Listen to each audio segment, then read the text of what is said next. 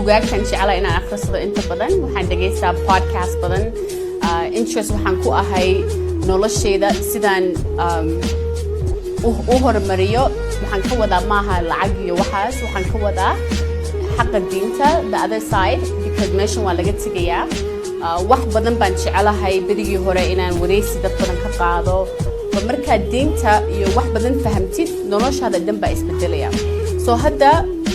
dreamkayga wuxuu yahay maahaba inaan caan noqdo oo lacag sameeyo waxaa rabaa maxaa ka tegaysaa markaad dhimatid maxaa kugu dadka ku xusuusanayaan insha allah hadday dadka ugu xusuustaan waxaan ahaa qof dadka Soomaaliyeed iska jecel inay walaalo noqdaan inay noqdaan dad maanta fahmi kara wadankeeni haddii anaga waxba ka tarin yaa wax la taraya hadda laba wiil baan korinayaa af Soomaali kuma hadlaan anigiiba haddii mar dhaweyd baan af Soomaali si fiican sii baranayaa haddaba maxaa soo socda next generation kale maxay dadkeeni ku dambeyn doonaan